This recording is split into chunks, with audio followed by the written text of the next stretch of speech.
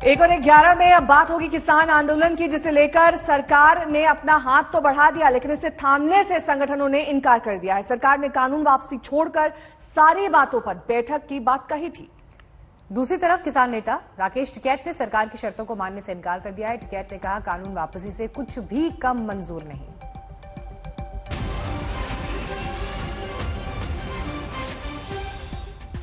कृषि मंत्री के बयान को लेकर राकेश टिकैत का ये बड़ा और अहम बयान। सरकार बिना कंडीशंस बात करे। हालांकि सरकार की तरफ से साफ कर दिया गया है कि कृषि कानूनों को वापस नहीं लिया जाएगा। टिकैत ने भी कहा कि सरकार चाहे तो लाठी डंडे सब कुछ का इस्तेमाल कर ले, कानून वापस कर बातचीत शुरू करे सरकार।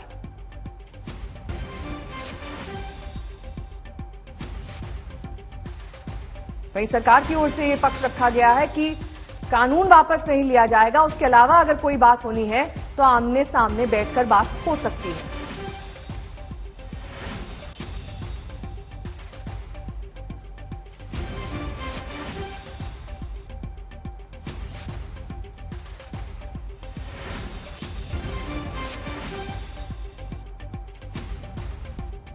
टिकैत हमारे साथ है।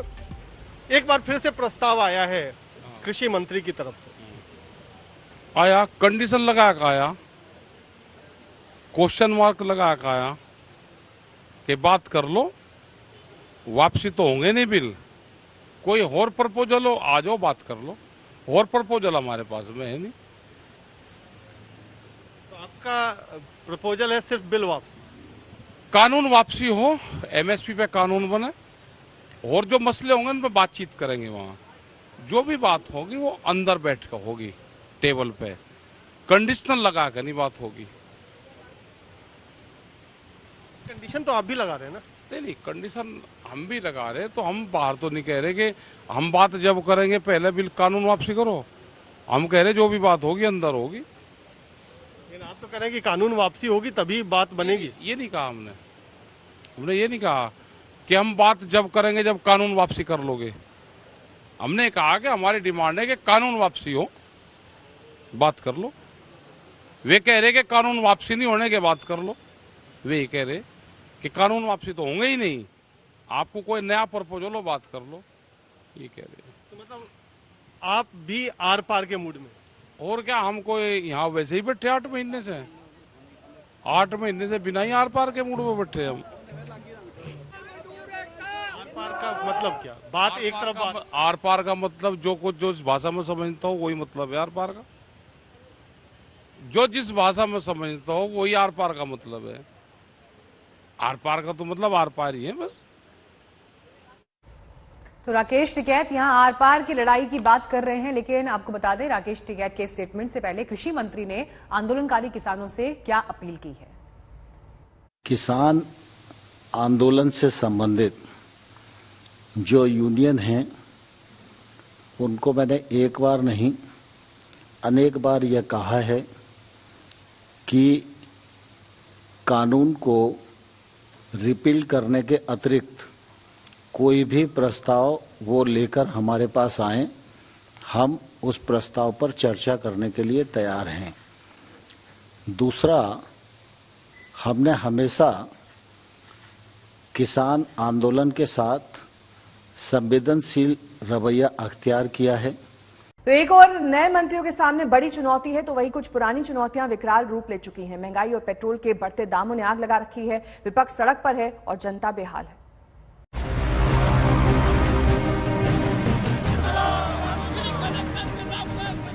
इधर पेट्रोलियम मंत्रालय के नए प्रधान पहले दिन चार्ज ले रहे थे, उधर पेट्रोल के दाम एक बार फिर रिचार्ज हो गए।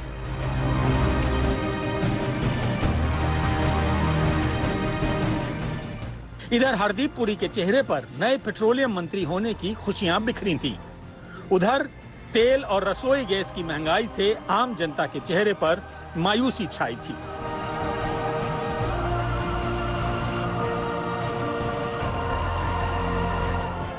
कल दाम बढ़ाकर धर्मेंद्र प्रधान को फेयरवेल देने वाली तेल कंपनियों ने आज फिर कीमतें बढ़ाकर नए पेट्रोलियम मंत्री हरदीप पुरी का ग्रैंड वेलकम किया।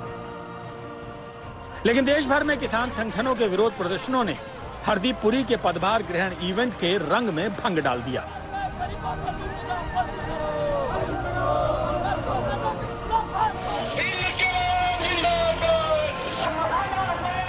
और हम मांग करते हैं कि जल्द से जल्द डीजल के, पेट्रोल के, रसोई गैस के दाम, तेल के खाने वाले के उनके दाम कम किए जाए और डीजल पे किसानों को 50% सब्सिडी दी जाए। जो मोदी सरकार सत्ता में आने से पहले कहती थी कि बहुत हुई पेट्रोल डीजल की मार, अब की बार मोदी सरकार, तो अब मोदी सरकार 2014 में सत्ता में आने के बाद पूरे देश का तेल निकाल दिया, पूरे तरीके से देश की जनता को बर्बाद कर दिया है। वैसे टाइमिंग देखिए, नए पेट्रोलियम मंत्री हरदीप पुरी को पेट्रोलियम मंत्रालय तब मिला है, दिल्ली में पेट्रोल 100 रुपए 59 पैसे लीटर, मुंबई में 106 रुपए 59 पैसे लीटर, कोलकाता में 100 रुपए 62 पैसे प्रति लीटर, चेन्नई में 101 रुपए 37 पैसे लीटर, जयपुर में पेट्रोल 107 रुपए 36 पैसे, भोपाल में 108 रुपए 88 पैसे लीटर और बेंगलुरु में 103 रुपए 93 पैसे। जब पेट्रोल की कीमतें अब लगभग पूरे देश में शतक लगा चुकी हैं, देश के महानगरों से लेकर देश की राजधानी और राज्यों की राजधानियों तक में पेट्रोल 100 रुपए से ऊपर के भाव बिक रहा है। पेट्रोल और डीजल की कीमतों में लगातार बेतहाशा बढ़ोतरी जारी है। दिल्ली में भी कुछ यही हाल है। पेट्रोल की जो कीमत है वो 100 रुपए 56 पैसे तक चली गई है।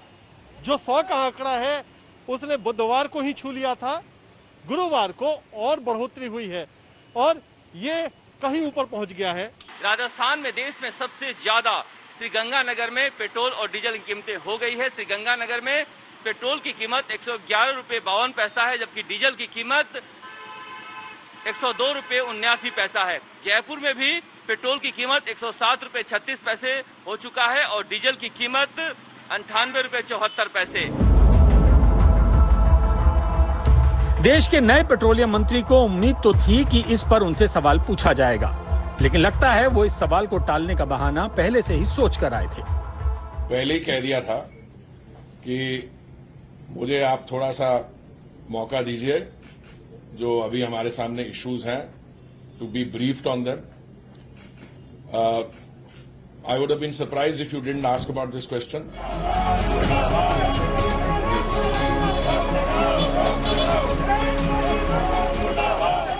7 साल तक लगातार तेल की कीमतों में लगी आग से भड़कती जनता को ठंडा रखने के जुगाड़ में लगे धर्मेंद्र प्रधान तो झंझट से मुक्ति पा गए हैं। अब तेल के बढ़ते दामों का बोझ जस्टिफाई करने की जिम्मेदारी हरदीप पुरी के कंधों पर आ गई है। उन्होंने 2 बातें क्लियर कर दी हैं।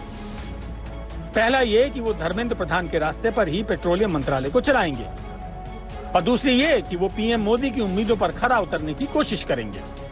In the last 7 years, under the able guidance of Shri Dharmendra Pradhan ji and before that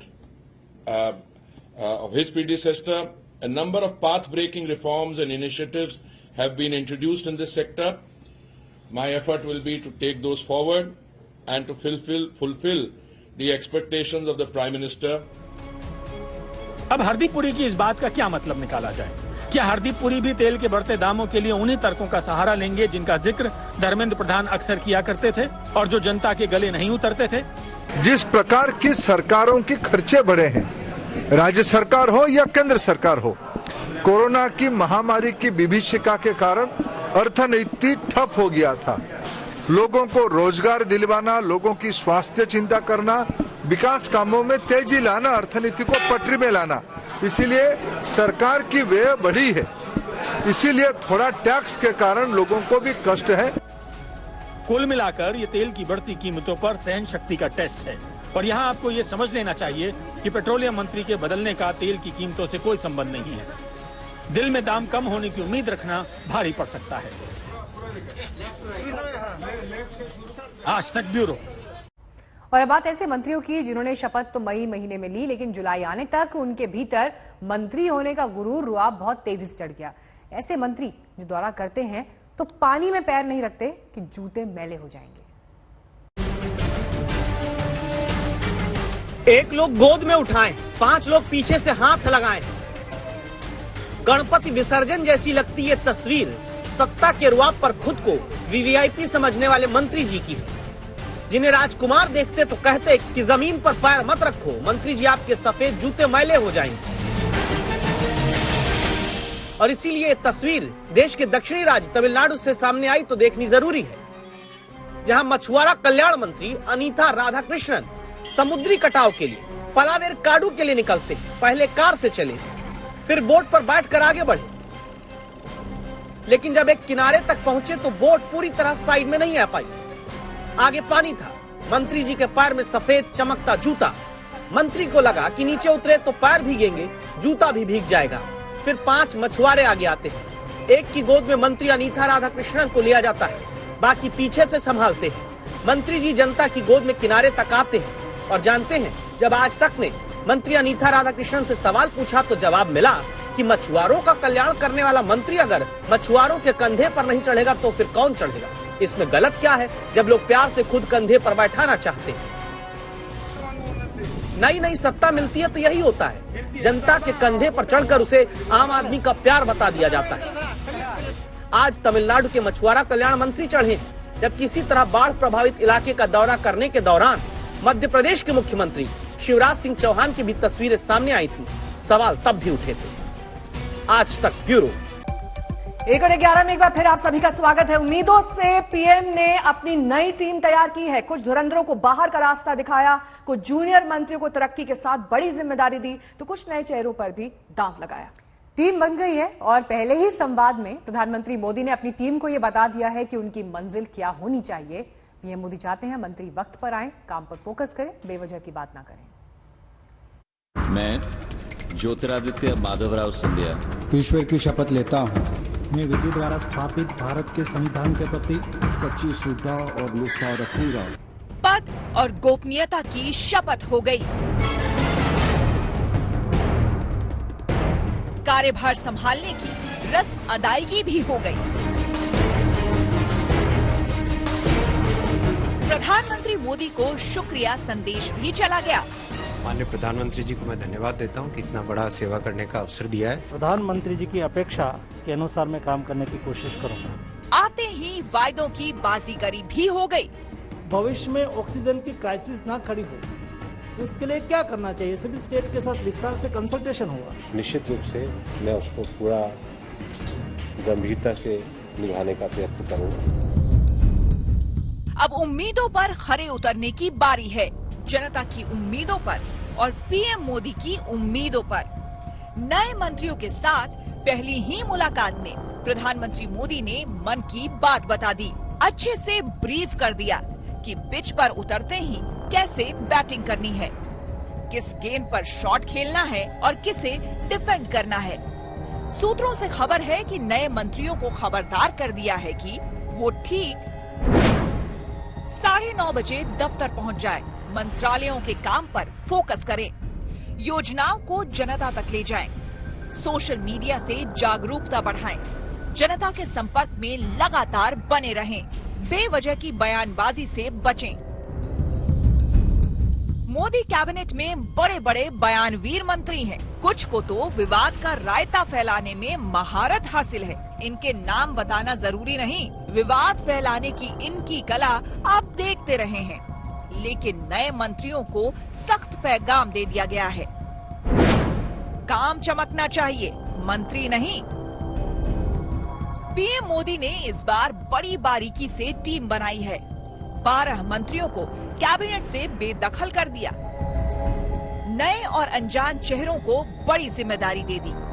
अच्छा प्रदर्शन करने वाले जूनियर मंत्रियों को प्रमोशन का प्रसाद दिया। अश्विनी वैष्णव को रेल आईटी, हरदीप पुरी को पेट्रोलियम, अनुराग ठाकुर को सूचना प्रसारण, किरण रिजिजू को कानून, मनसुख मांडविया को स्वास्थ्य। संदेश साफ है, नाम नहीं काम बोलना चाहिए, क्योंकि 2 साल तो देखते देखते बीत गए। 2024 के चुनाव आने में 3 साल ही रह गए हैं और ये दौर भी सामान्य नहीं। कोरोना का खतरा लगातार मंडरा रहा है। तीसरी लहर का अंदेशा साफ साफ दिख रहा है। जरा सी चूक हुई नहीं कि हालात बिगड़ने का जोखिम है। पीएम मोदी अपनी इसी टीम के भरोसे हैं, जिसे कप्तान होने के नाते गेम प्लान बता दिया गया है। दिल्ली से हिमांशु मिश्रा के साथ आज तक ब्यूरो।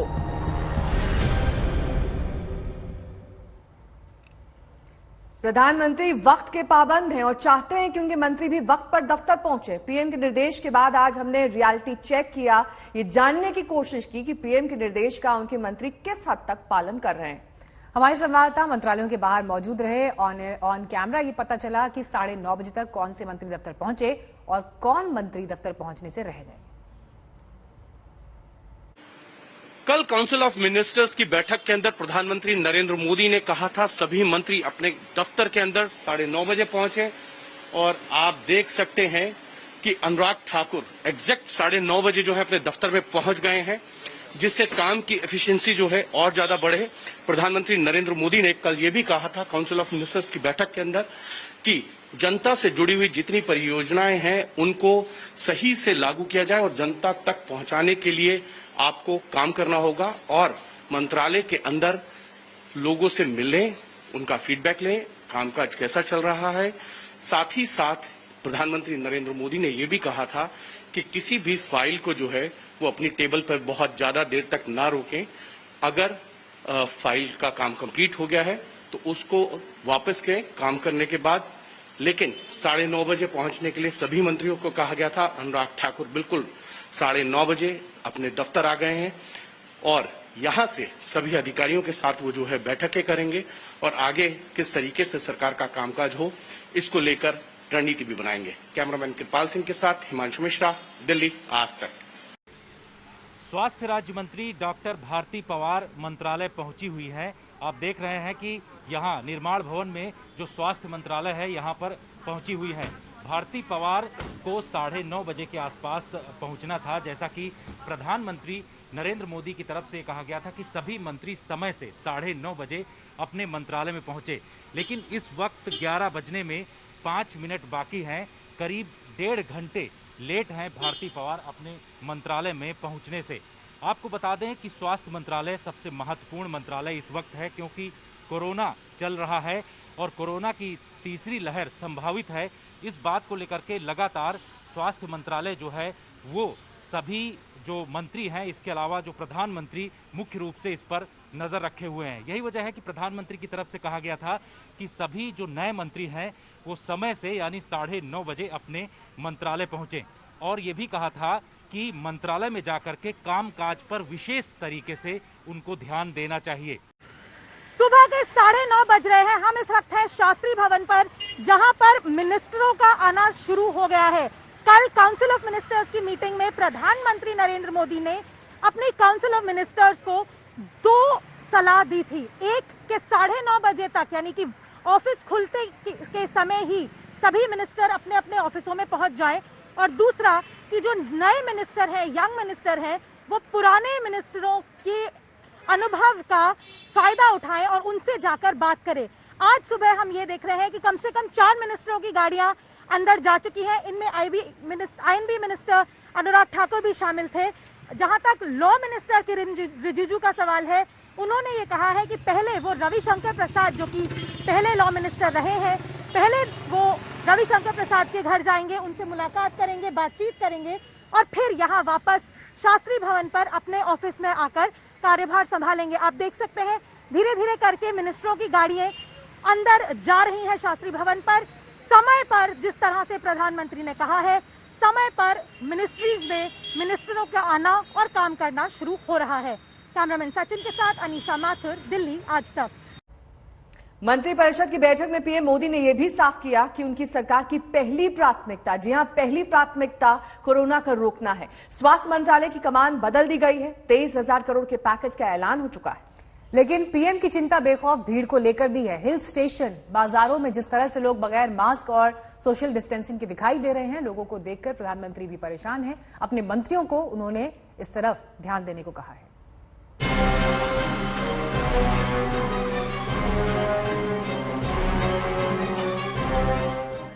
वैक्सीनेशन की ये भीड़ डराती है।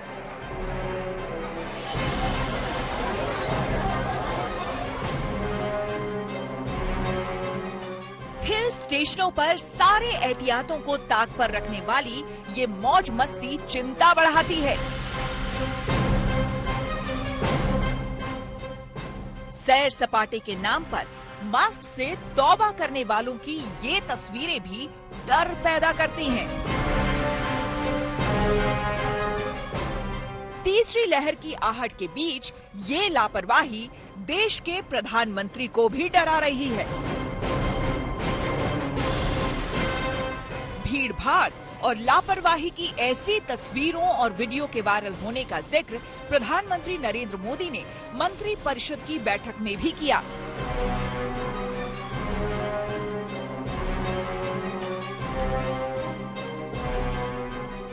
पीएम मोदी ने कहा, पिछले कुछ दिनों से हम सभी भीड़ भाड़ वाली जगहों पर बिना मास्क या सोशल डिस्टेंसिंग के घूम रहे लोगों की तस्वीरें और वीडियोस देख रहे हैं। ये अच्छा नहीं है, इससे हमें डरना चाहिए। पीएम मोदी को डर लग रहा है, मगर हिल स्टेशनों पर लोग इतने बेखौफ हैं कि उन्हें सिर्फ अपनी मौज मस्ती की ही फिक्र है। शिमला, धर्मशाला, कुल्लू मनाली और मसूरी तमाम हिल स्टेशनों पर लोगों ने जैसे ठान लिया है कि मास्क पहनना ही नहीं है। मान लिया है कि कोरोना उनका कुछ बिगाड़ नहीं सकता। डर किस चीज का? हम वैक्सीनेट हुए हैं, सारी फैमिली हमारी वैक्सीनेशन हुई है, हमको किसी चीज का डर नहीं है। भगवान से डरते हैं बस, और किसी चीज का डर नहीं है। ऐसे ही निडर लोग पहली लहर के बाद पाबंदियों को तोड़कर घूम रहे थे और अप्रैल मई में कोरोना ने जैसा तांडव मचाया वो पूरे देश ने देखा। आज भी दूसरी लहर गई नहीं है और तीसरे का खतरा मंडरा रहा है। यही वजह है कि मंत्रिमंडल विस्तार के अगले ही दिन मंत्रियों से बात करते हुए प्रधानमंत्री मोदी ने आगाह कर दिया कि कोरोना का खतरा अभी टला नहीं है। पीएम मोदी ने कहा, लापरवाही के लिए कोई जगह नहीं होनी चाहिए। छोटी सी चूक के भी गंभीर नतीजे होंगे और ये गलती महामारी के खिलाफ लड़ाई को कमजोर कर सकती है। वहीं तमाम हिल स्टेशनों पर आ रहे सैलानी हैं कि मानते ही नहीं। बहुत अच्छा लगा, बहुत अच्छा, खूब मजा आ रहा है और स्पेशली फॉर यहाँ का वेदर बहुत ही बढ़िया है। जहाँ वहाँ गर्मी के मारे हालत खराब हो रही थी, ऐसा लग रहा था बस बहुत बुरा हाल था, एसी से बाहर नहीं निकला जा रहा था। यहाँ पर तो मौसम इतना अच्छा है, एसी की जरूरत ही नहीं है। रिलीफ इतना मिल रहा है कि कहीं खुली हवा में जैसे पंछी उड़ते हैं ना, ऐसे उड़ रहे हैं। सरकार ने भीड़ भाड़ के बीच लापरवाही की जिन तस्वीरों को देखा था, उनमें हिमाचल प्रदेश के मनाली, शिमला, उत्तराखंड के मसूरी, दिल्ली के लक्ष्मी नगर, सदर बाजार, मुंबई के दादर मार्केट में भारी भीड़ दिखाई दे रही है। इनमें सबसे चौंकाने वाला ये वीडियो है जो मसूरी के केम्प्टी फॉल का है। यहाँ उमड़ी भीड़ गर्मी को दूर भगाने और दूसरी लहर के बाद तीसरी लहर को दावत देने पहुंची है। रिवेंज ट्रैवल, हम काफी दिन से घर में बैठे रहे, हो सकता है सरकार ने रिलैक्सेशन अगर दी है तो वायरस खत्म हो गया है, चलिए हम सब लोग घूमने चलते हैं। हम आपके द्वारा फिर से यही पॉइंट हाईलाइट करना चाहते हैं, वायरस अभी भी हमारे बीच में है, वायरस से हमारी लड़ाई अभी भी चल रही है। आप जो भी कार्य करें वह कोविड अप्रोप्रिएट हो, कोविड सेफ हो। सैर सपाटा ही नहीं, वैक्सीनेशन सेंटरों पर भी भीड़ उमड़ रही है। उड़ीसा के गंजम की ये तस्वीरें भी डराने वाली है। वैक्सीन के लिए जहां भारी भीड़ जुटी, वहां पर ना तो सोशल डिस्टेंसिंग का कोई नामो निशान था और शायद ही वहां पर किसी के चेहरे पर मास्क दिखा। ऐसे में सरकार की अपील और उसके डर का असर जमीन पर होता नहीं दिखता। मसूरी से सुनील सिलवाल के साथ आज तक ब्यूरो। और इस वक्त की बड़ी खबर आपको बता दें, प्रधानमंत्री नरेंद्र मोदी की एक अहम बैठक चल रही है। ये मीटिंग ऑक्सीजन को लेकर है। आने वाले वक्त में ऑक्सीजन की कमी ना हो, कोई क्राइसिस ना हो। जिस तरह का आपातकालीन स्थिति सेकेंड वेव में देखी गई थी, उसे लेकर ये प्रोडक्शन और उपलब्धता पर मीटिंग रखी गई है। देश भर की स्थिति पर पीएम की नजर बनी हुई है। इसे लेकर लगातार रिव्यू मीटिंग्स भी प्रधानमंत्री करते रहे हैं और आज एक और अहम मीटिंग इस कड़ी में।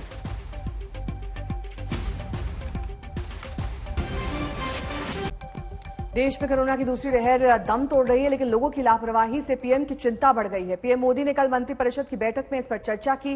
वहीं देश के नए स्वास्थ्य मंत्री मनसुख मांडविया ने कोरोना के खिलाफ जंग का क्या रोड मैप तैयार किया है, देखिए इस रिपोर्ट में। मैं मनसुख मांडविया ईश्वर की शपथ लेता हूँ कि मैं विधि द्वारा स्थापित भारत के संविधान के प्रति सच्ची श्रद्धा और निष्ठा रखूंगा। 7 जुलाई को मनसुख लक्ष्मण भाई मांडविया ने जब मंत्री पद की शपथ ली तो उस वक्त उन्हें भी नहीं पता था कि अगले चंद घंटों में उन्हें कितना अहम मंत्रिमंडल मिलने वाला है। हालांकि शपथ ग्रहण के बाद ये ऐलान हो गया कि उन्हें हिंदुस्तान का नया स्वास्थ्य और परिवार कल्याण मंत्री बनाया जा रहा है।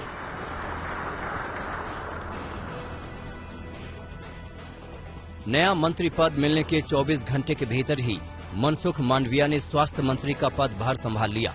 कंधे पर नई जिम्मेदारी और नई उम्मीदों का बोझ है, लेकिन मंत्रिमंडल में विस्तार के बाद पहली कैबिनेट बैठक में ही देश के नए स्वास्थ्य मंत्री मनसुख मांडविया ने अपने काम का, अपने मंत्रालय का एजेंडा तय कर दिया। कैबिनेट की बैठक के बाद मनसुख मांडविया मीडिया से मुखातिब हुए और एक एक करके भविष्य के लिए अपनी नीतियों का जिक्र शुरू किया। जाहिर सी बात है कि पूरा फोकस फिलहाल कोरोना को हराने पर है। सेकंड वेव्स में हमें जो दिक्कतें हमारे सामने आई, जो समस्याएं हमारे सामने आई, वो भविष्य में हमारे सामने इस स्थिति को हम भविष्य में कैसे निपटे, उसके लिए ये पैकेज 2 लाया गया है।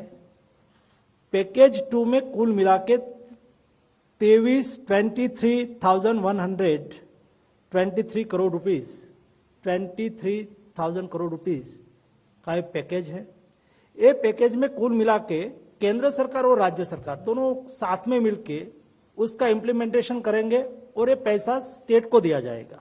अगले दिनों में 9 महीने तक, मतलब जुलाई टू मार्च तक देश में मेडिकल इंटर्न हो, रेसिडेंट डॉक्टर हो, फाइनल ईयर्स में जीएनएम स्टूडेंट हो, बीएससी नर्सिंग में स्टडी करता हो ऐसे स्टूडेंट हो, उसकी सेवा भी लेने की आवश्यकता हो तो ले सके।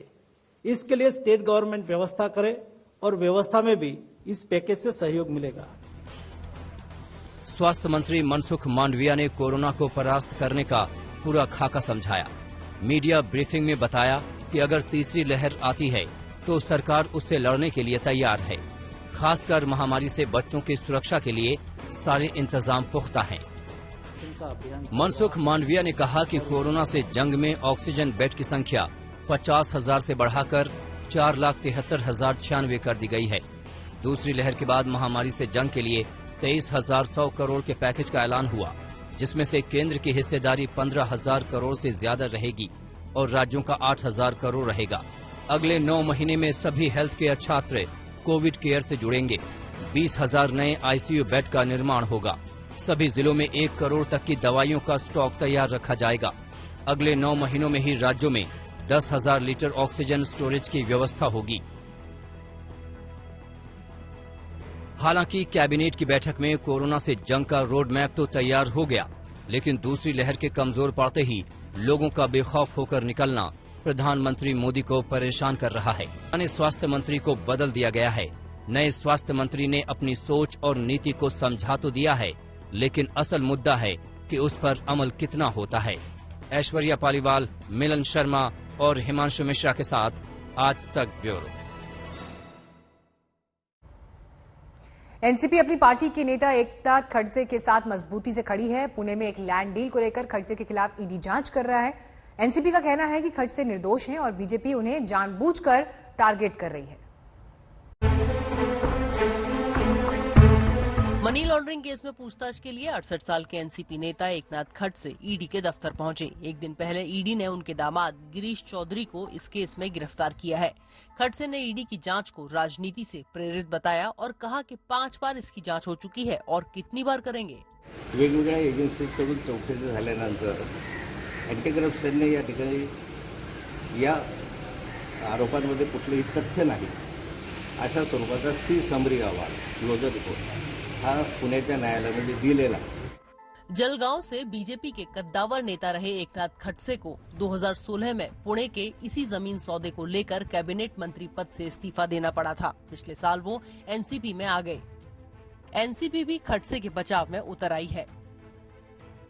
एकनाथ खड़से पूर्णपणाने निर्दोष आहेत। त्यांनी कोणतंही चुकीचं काम केलेलं नाही, पण मुद्दामून या प्रकरणाची साधं प्रकरण आहे। ईडी का आरोप है कि चौधरी और खड़से ने पुणे के पास भोसरी में 4.25 करोड़ रुपए की जमीन खरीदी, जबकि सब रजिस्ट्रार के मुताबिक इसकी वास्तविक कीमत 31 करोड़ थी। ईडी का कहना है कि खड़से ने इस जमीन सौदे के लिए अपने पद और प्रभाव का इस्तेमाल किया। खड़से उस समय महाराष्ट्र के राजस्व मंत्री थे। ईडी के मुताबिक इस डील में इस्तेमाल हुई रकम भी कुछ फर्जी कंपनियों से ऋण के तौर पर ली गई। ये कंपनियां काम नहीं करती। एकनाथ खड़से के वकील इस वक्त हमारे साथ हैं। 5वीं बार ईडी ने उनसे इन्वेस्टिगेशन किया है। आज के दिन में क्या एविडेंस मांगे गए? क्या उनके परिवार से और किसी लोगों को समन्स किया गया? नहीं, आज के दिन में उनको जो भी इन्वेस्टिगेशन के लिए डॉक्यूमेंट्स थे सब हमने डॉक्यूमेंट्स दिए हैं और अकॉर्डिंगली डॉक्यूमेंट्स देने के बाद उनकी स्टेटमेंट पूरी रिकॉर्ड की है और all types of the investigation को जितना भी इंफॉर्मेशन चाहिए थी हमने वो सब दी है। एंड अकॉर्डिंगली जो जितने भी स्टेटमेंट्स थे, जितने भी इंट्रोगेशन सुबह से 11 बजे से रात को 8 बजे तक चालू था, we have faced the interrogation and accordingly they have said that ki as and when required they call us for the further investigation and inquiry and we are ready to cooperate. We assure that if they call us the regularly basis we are ready to come to regularly to for the purpose of the investigation in your office. ED ने अभी तक क्या कहा है? Satisfied है जो questioning हुई MIDC land को लेकर? ईडी ने जो भी क्वेश्चंस दिए हैं हमने वो क्वेश्चंस के रिप्लाई उनको दिए हैं और almost they have to be satisfied. उनके पास जो डॉक्यूमेंट से दे तो सेटिस्फाइड सेक्शन होना है वो that is their lookout we can say that, but almost सब डॉक्यूमेंट्स उनके दिए हैं एंड अकॉर्डिंगली इन्वेस्टिगेशन के लिए जब भी जरूरत रहेगा तो we are present for the investigation. परिवार से बाकी लोगों को भी समन किया गया इस बारे में? अभी बाकी लोगों को समन्स किया कि नहीं तो वो समन्स देने के बाद ही मालूम हो जाएगा। अभी हम कुछ वो बारे में स्टेटमेंट नहीं कर सकते हैं। एकनाथ खड़से के वकील जो कि कह रहे थे पूरी कॉपरेशन दी गई है ईडी को, जब भी जरूरत होगी हाजिर होने को तैयार। कैमरा पर्सन सचिन सावंत के साथ मुस्तफा शेख, आज तक।